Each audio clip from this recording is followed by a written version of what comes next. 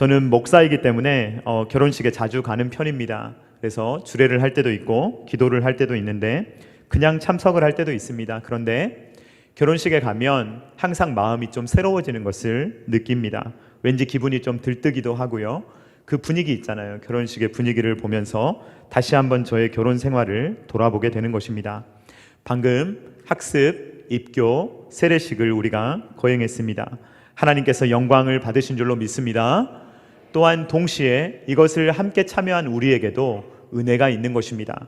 다시 한번 우리로 하여금 우리가 학습을 받았을 때, 우리가 세례를 받았을 때, 우리가 입교할 때를 주님께서 기억하게 하시고 우리도 그 첫사랑, 주님을 향한 그 신실한 신앙 고백을 다시 한번 확인하게 하시는 것입니다. 그러므로 이 감격을 가지고 뜨뜻미지근하게 살아가는 것이 아니라 늘 뜨겁게, 더 뜨겁게 주님을 사랑하며 살아가는 저와 우리 모두가 될 수 있기를 주님의 이름으로 축원드립니다. 2023년도 우리 첨단 계라시교회는 언약의 주님을 바라보는 교회라는 표어로 지금 1년을 행진하고 있습니다. 오늘 우리가 읽은 본문은 이 언약에 대해서 어떤 효력이 발생하는지, 그러니까 언약이라는 것은 연합을 가져오며 이 연합의 결과가 무엇인지를 우리에게 잘 보여주는 본문입니다. 그러니까 이 본문은요, 다윗과 요나단이라는 사람의 우정, 그냥 이들이 얼마나 훌륭한 우정을 가지고 있었나라는 것을 말하기보다 이것이 예수님과 우리의 연합이 어떠한 것인지를 잘 보여주는 글입니다라는 것입니다. 우리가 읽은 본문을 보면 다윗하고 요나단이 언약을 맺었다라는 장면입니다. 사무엘상 18장 3절 말씀 우리 한번 같이 읽어보도록 하겠습니다. 시작. 요나단은 다윗을 자기 생명같이 사랑하여 더불어 언약을 맺었으며. 아멘. 다윗과 요나단이 언약을 맺었습니다. 그런데 이들이 언약을 맺은 이유는 무엇입니까? 본문에 보니까 왜 언약을 맺었습니까? 사랑했기 때문입니다. 자, 사랑을 해서 언약을 맺었습니다. 그런데 그 사랑의 정도가 어떻습니까? 어느 정도까지 사랑했습니까?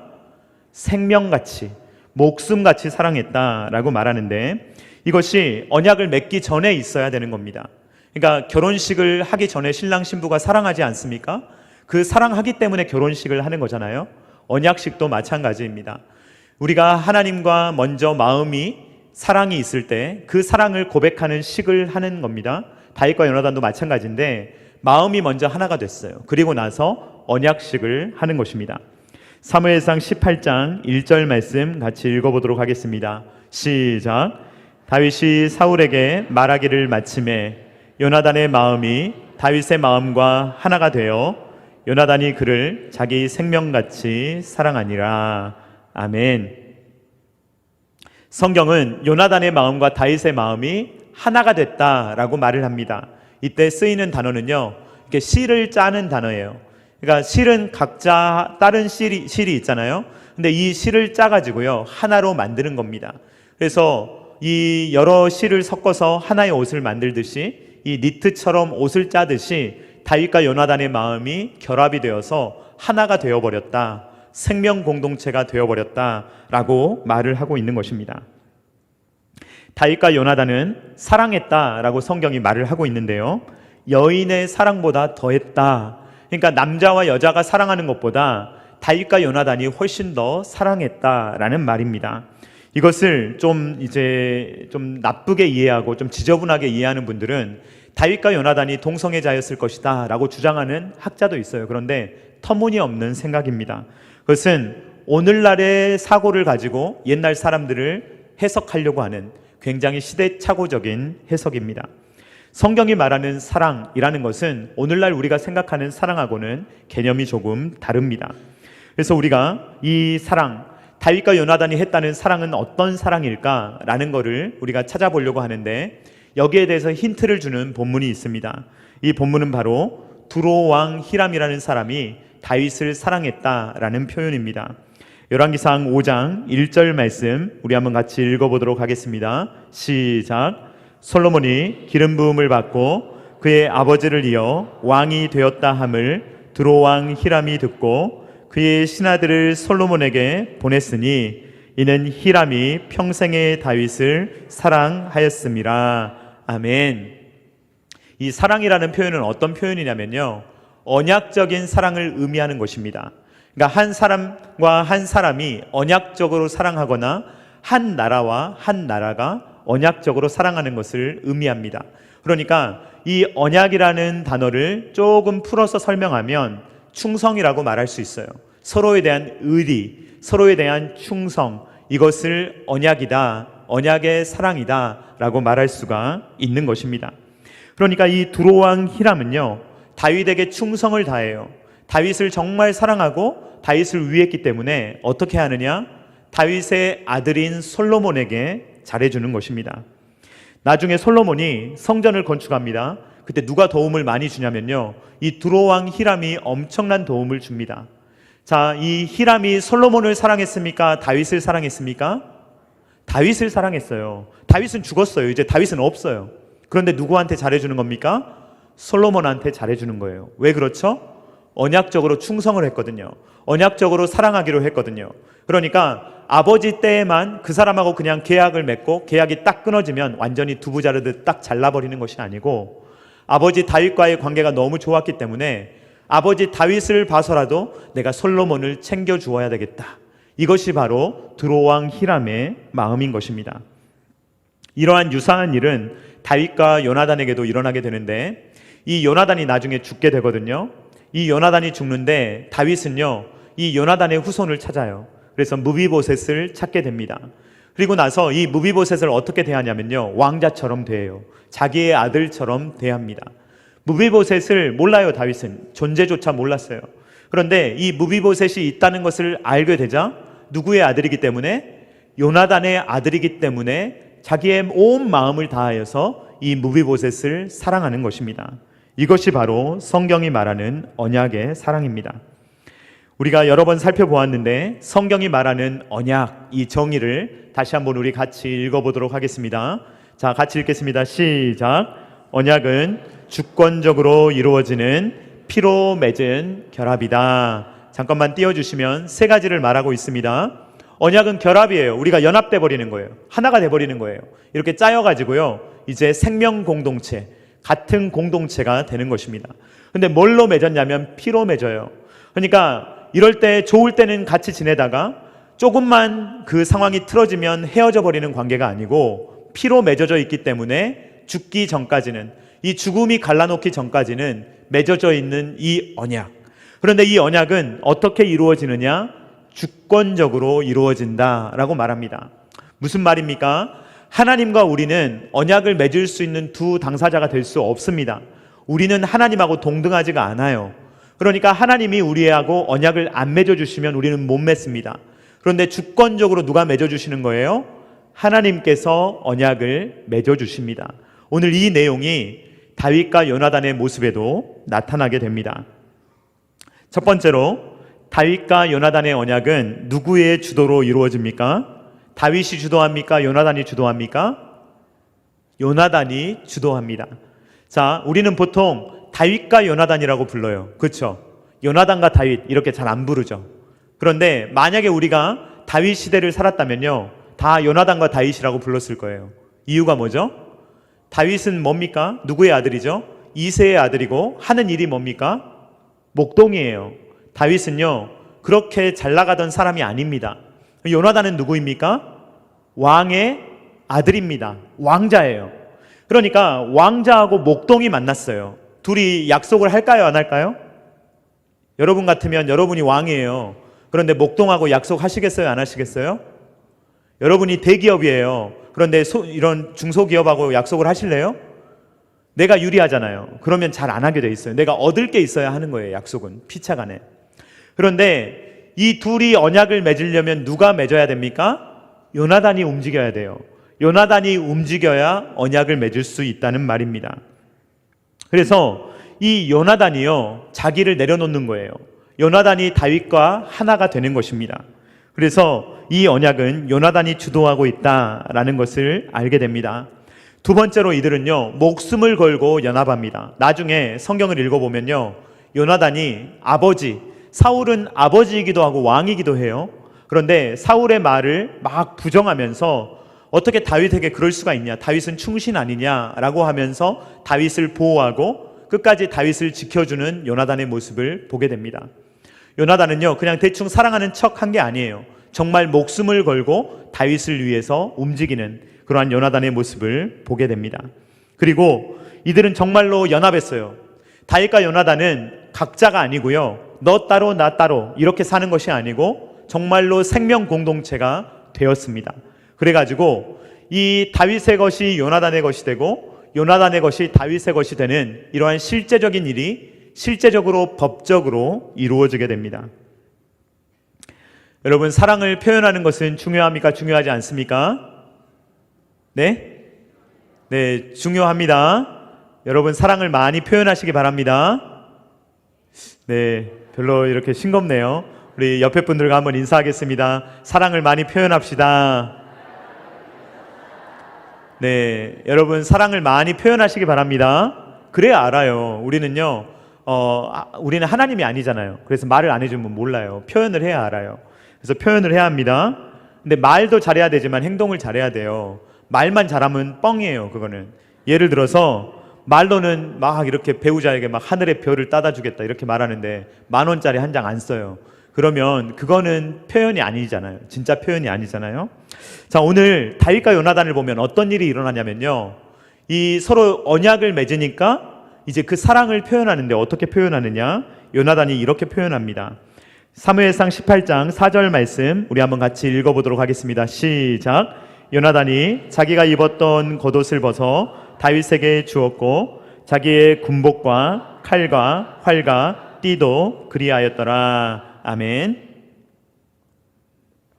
요나단은요, 겉옷도 주고 군복도 주고 칼과 활과 띠를 다윗에게 다 줍니다. 자, 요즘은 옷이 흔하잖아요. 우리가 옷이 많잖아요. 옷이 없어서 못 입는 분이 없잖아요. 그런데 이때 당시 다윗과 요나단이 살아가던 이 시기에는요, 옷 한 벌이 전부예요. 겉옷은 특히 중요해요. 이 겉옷은요, 내 몸을 낮에 가려주기도 하지만 밤이 되면 이불이에요. 그러니까 당시의 사람들은요, 옷 한 벌이 전부였어요. 그래가지고 그 옷으로 낮에도 생활하고 밤에 따로 이불이 있는 게 아니에요. 일교차가 심하거든요. 이 지역이 낮에는 더워도요, 밤에는 굉장히 춥습니다. 해가 찌는 곳은 더워도요, 그늘에 들어가면 시원해요. 그러니까 이 겉옷이 없이 산다는 것은 이렇게 살아갈 수 없는 삶입니다. 그래서 출애굽기에 보면 이런 내용이 나오는데, 만약에 겉옷을 전당 잡았더라도 해가 질 때에는요, 해가 지기 전에 돌려줘야 돼요. 왜냐하면 그 사람이 밤에 잠을 못 자요. 추워서 잘 수가 없어요. 생존이 불가능합니다. 그래서 돌려주라고 이야기합니다. 출애굽기 22장 26절로 27절 말씀 우리 한번 같이 읽어보도록 하겠습니다. 시작.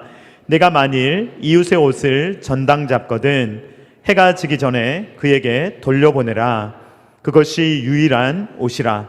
그것이 그의 알몸을 가릴 것인즉 그가 무엇을 입고 자겠느냐. 그가 내게 부르짖으면 내가 들으리니 나는 자비로운 자임이니라. 아멘. 이스라엘이라는 나라는 이제 막 시작된 나라이기는 해요. 그런데 요나단은 어떤 옷을 입고 있었을까요? 누구의 옷? 왕자의 옷을 입고 있었을 것입니다. 그러니까 옷이라는 것은요, 예전에 그 신분을 보여주는 거예요. 그런데 자기의 신분을 벗어서 누구를 주는 거예요? 다윗에게 주는 겁니다. 이제 다윗하고 요나단이 연합했어요. 그러니까 이제는 다윗이 목동이 아닌 거예요. 다윗은 이제 왕자의 옷을 입고 다닙니다. 그러면 사람들이 이제 다윗을 누구처럼 대하는 거예요? 요나단처럼 대하는 겁니다. 왕자처럼 대하는 것입니다. 다윗을 건드리면 누구를 건드리는 거예요? 요나단을 건드리는 거예요. 한 나라의 왕자를 건드리는 겁니다. 이게 바로 연합의 효과예요. 이것이 다윗과 요나단이 연합되었기 때문에 이제는 이 효과가 여러 방면에 나타나게 되는 것입니다. 자, 요나단은 다윗에게 겉옷을 줍니다. 또 무엇을 줍니까? 군복을 줍니다. 자, 군복은 그 사람의 계급을 의미해요. 그러니까 만약에 이 별이 단 모자를 만약에 썼다, 그러면 주변이 난리가 나겠죠? 그렇지 않습니까? 옷은요, 그 사람의 계급을 상징하는 거예요. 이 요나단은요, 왕자이기 때문에 한 나라의 장군이기도 합니다. 그래서 이 요나단이 군복을 벗어주었다는 것은 이 다윗에게 자기의 군 통수권을 주었다는 것을 의미해요. 그러니까 이제는 이 다윗을 나처럼 여겨라. 다윗이 하는 말은 내가 하는 말과 같다라고 요나단이 말을 하는 것입니다. 그리고 요나단은 또 무엇을 줍니까? 겉옷을 주었고 군복을 주었고 또 무엇을 줍니까? 칼과 활과 띠를 줍니다. 이것들이 다 신분을 상징하는 거예요. 그런데 이 중에서 가장 눈여겨볼 것이 뭐냐면 칼입니다. 왜냐하면 그때 당시에 칼이 얼마나 중요했는지를 보여주는 본문이 있어요. 사무엘상 13장 19절과 22절 말씀 같이 읽어보도록 하겠습니다. 시작. 그때 이스라엘 온 땅에 철공이 없었으니 이는 블레셋 사람들이 말하기를 히브리 사람이 칼이나 창을 만들까 두렵다 하였음이라.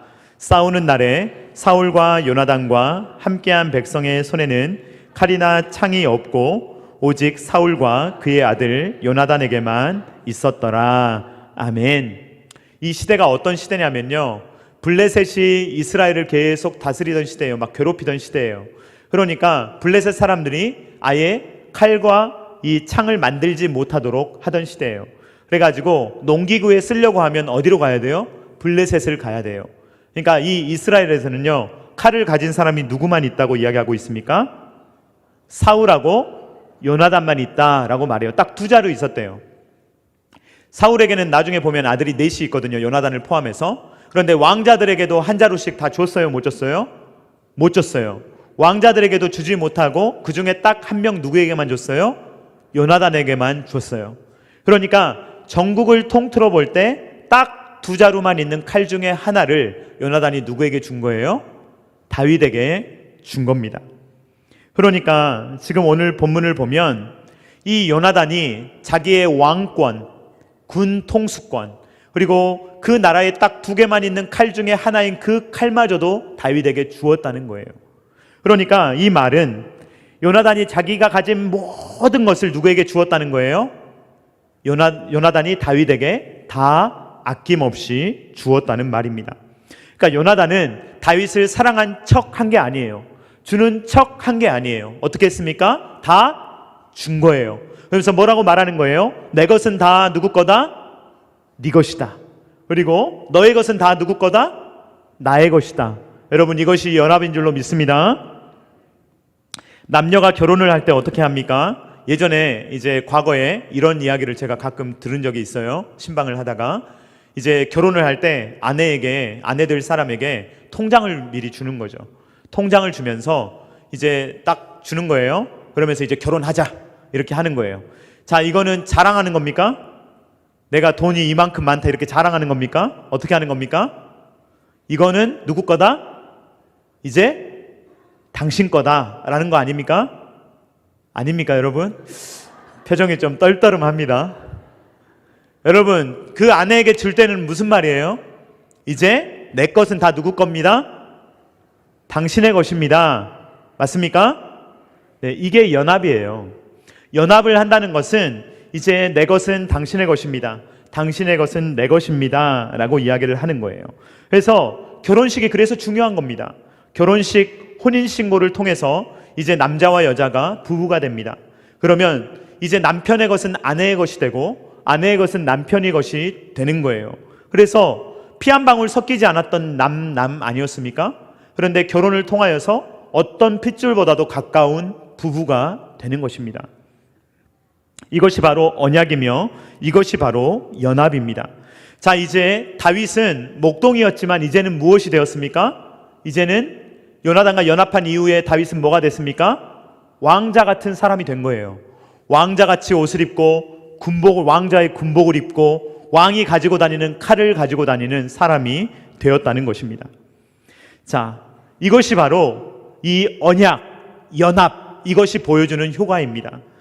우리는 예수님께서 우리와 연합해 주신 줄로 믿습니다. 예수님이 겉옷을 벗어주신 줄로 믿습니다.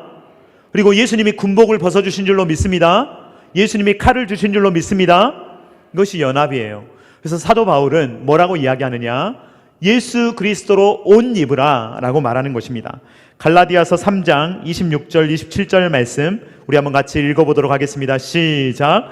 너희가 다 믿음으로 말미암아 그리스도 예수 안에서 하나님의 아들이 되었으니 누구든지 그리스도와 합하기 위하여 세례를 받은 자는 그리스도로 옷 입었느니라. 아멘. 26절 말씀을 보면 너희가 다 믿음으로 말미암아 그리스도 예수 안에서 in Christ, 예수 안에 있다라는 말이 연합했다는 말이에요. 예수님 안에 있다라는 말은 그리스도와 연합했다라는 말입니다. 그러면 우리는 그리스도로 옷 입었다, 예수님을 옷 입고 있다라는 말이 되는 것입니다. 오늘 세례를 받으셨는데 세례를 받았다는 말은 내가 예수님과 결혼했다, 내가 예수님의 옷을 입었다, 이제 내가 살아갈 때 더 이상 과거의 사람으로 살아가지 않고 누구의 사람으로 살겠다? 예수의 사람으로 살겠다라는 것을 의미하는 것입니다. 한 군데만 더 살펴보겠습니다. 로마서 13장 12절로 14절 말씀 우리 한번 같이 읽어보겠습니다. 시작. 밤이 깊고 낮이 가까웠으니 그러므로 우리가 어둠의 일을 벗고 빛의 갑옷을 입자. 낮에와 같이 단정히 행하고 방탕하거나 술 취하지 말며 음란하거나 호색하지 말며 다투거나 시기하지 말고 오직 주 예수 그리스도로 옷 입고 정욕을 위하여 육신의 일을 도모하지 말라. 아멘. 사랑하는 성도님들, 우리는 예수님으로 옷 입은 줄로 믿습니다. 예수님과 연합한 줄로 믿습니다. 그러면 어떻게 살아야 합니까? 자, 다윗이 이제 왕자의 옷을 입었어요. 그러면 누구처럼 행동해야 돼요? 왕자처럼 행동해야 될 줄로 믿습니다. 자, 우리가 예수님을 옷 입었어요. 그러면 누구처럼 행동해야 됩니까? 예수님처럼 행동해야 될 줄로 믿습니다. 네, 왕자와 거지라는 유명한 이야기가 있잖아요. 마크 트웨인이 쓴 소설인데 왕자와 거지 이야기를 보면요, 우리가 좀 눈여겨봐야 될 대목이 나옵니다. 어떤 장면이 나오냐면 왕자하고 거지가 옷을 바꿔 입어요. 그리고 왕자는 밖으로 나가버립니다. 누가 있어요? 이 궁전에는 거지가 있어요. 누구인 척하는 거지? 왕인 척하는 거지. 그래서 이 왕자가 막 돌아다니는데 평소에 행동하고 달라요, 같아요? 달라요. 왕자가 보니까 미친 것 같아요. 하는 행동이 전혀 왕자 같지가 않아요. 그리고 말이 어때요? 하는 언어가 왕자의 말이 아니에요. 굉장히 상스러운 말을 쓰는 거예요. 아, 왕자가 정말 미친 것 같다, 이런 생각이 드는 거예요. 결정적으로 왕자가 하는 이상한 행동이 있는데 옥새를 어떻게 쓰는지를 모르는 거예요. 나중에 이제 왕자가 궁전으로 돌아왔습니다. 그래가지고 이상한 소문이 너무 많이 이제 들리는 거예요. 그래가지고 왕자가 물어봅니다. 이 거지에게, 너 혹시 옥새 가지고 뭐 했냐? 이렇게 물어보니까 뭐라고 대답합니까? 호두 까는 데 썼습니다.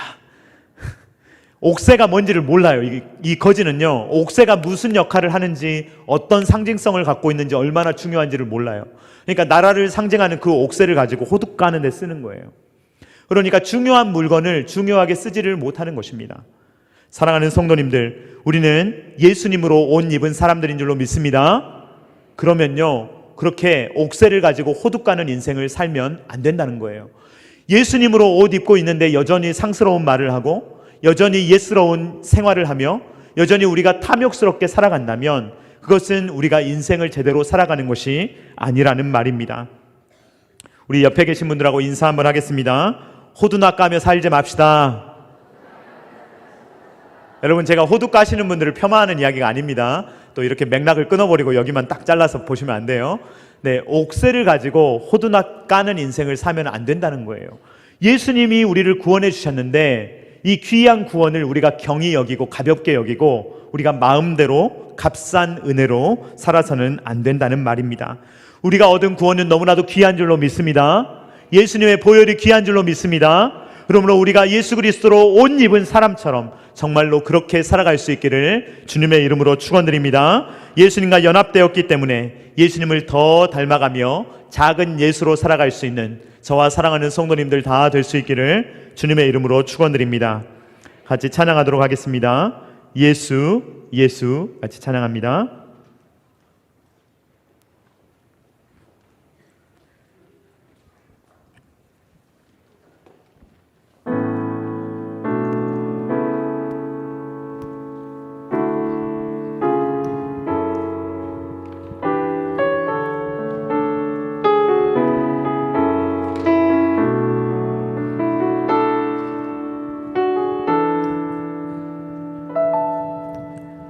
슬픔만 있는 자, 몸과 영혼 병든 자,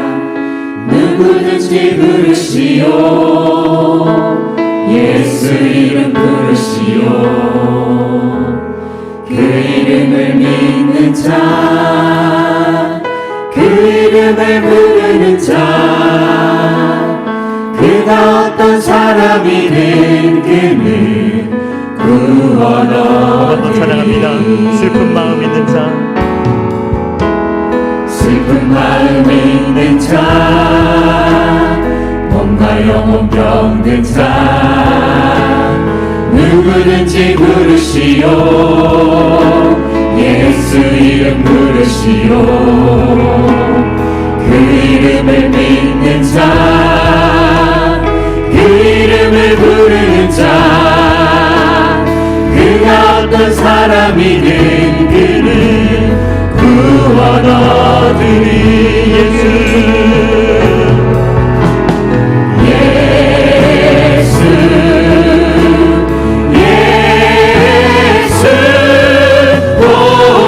능력의 그 이름 예수 나 외쳐 부르네.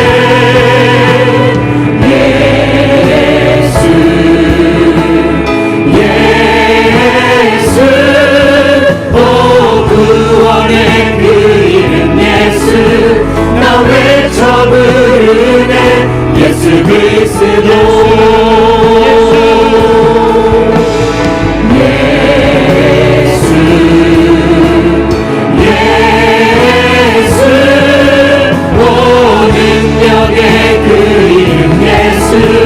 나 외쳐 부르네. 예수 예수 오 구원의 그 이름 예수 나 외쳐 부르네. 예수 그리스도 예수 예수 능력의 그 이름 예수 나 외쳐 부르네. 예수 예수 오 구원의 그 이름 예수 나 외쳐 부르네. 예수 그리스도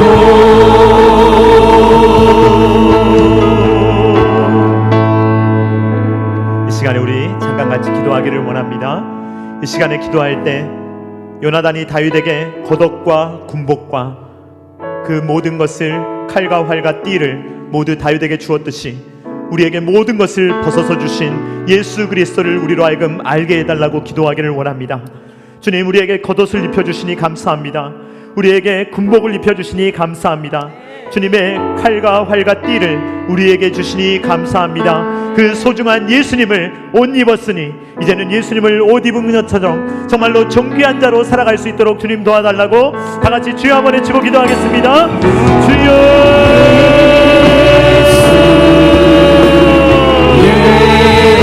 예수 오 능력의 그 이름 예수 나 외쳐 부르네.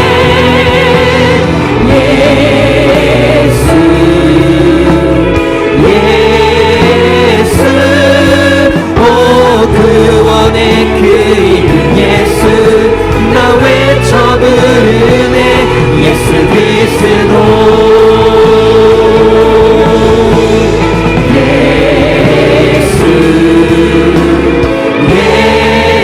예수 오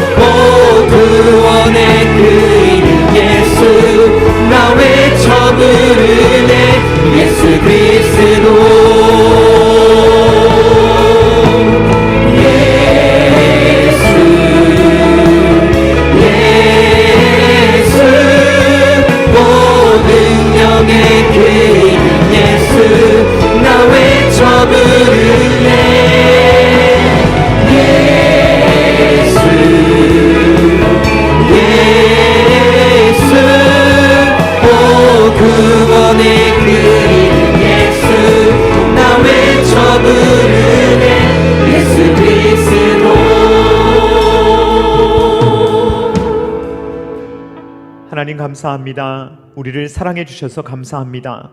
우리가 무엇이기에 주님께서 우리를 사랑하여 주셔서 주님 우리를 위하여서 사람이 되시고 우리를 위해서 죽으시고 물과 피를 다 흘려주셨습니까? 주님은 겉옷을 아낌없이 벗어 우리에게 입히시고 주님의 군복을 아낌없이 입히시며 주님께서 가지고 계신 모든 의로움을 우리에게 주신 줄로 믿습니다. 주님, 우리는 그 예수님으로 연합함으로 말미암아 주님의 것은 다 내 것이라고 고백할 수 있는 줄로 믿습니다. 아버지 하나님, 우리가 예수님을 믿음으로 말미암아 예수님과 연합되며 그리스도를 옷 입음으로 말미암아 예수님처럼 살아갈 수 있다는 것을 기억할 수 있도록 도와주시오며 과거에 어리석었던 것들, 더러운 것들 다 벗어버리며 다 잘라버리게 하여 주시오며 오직 작은 예수로 예수님을 닮아가며 예수님처럼 예수님이 기뻐하시는 삶을 살아갈 수 있는 모든 주의 자녀들 될 수 있도록 주님께서 은혜 위에 은혜를 더하여 주시옵소서. 이제는 우리 구주 예수 그리스도의 십자가의 무한하신 은혜와 독생자 아들을 아낌없이 내어주신 성부 하나님의 사랑하심과 성령 하나님의 감동, 감화, 역사, 교통하심이 이제는 옛사람을 벗어버리고 이제는 그리스도로 옷 입음으로 말미암아 생각하는 것도 예수님처럼 생각하며 말하는 것도 예수님처럼 말하며 행동하는 것도 예수님처럼 행동하며 살아가기를 원하는 사랑하는 모든 주의 자녀들의 머리 위에와 각 가정과 주님께서 피로 값주고 사신 첨단 계라시교의 위에와 조국과 세계 열방 가운데 이제로부터 영원토록 함께 있기를 간절히 축원하옵나이다. 아멘.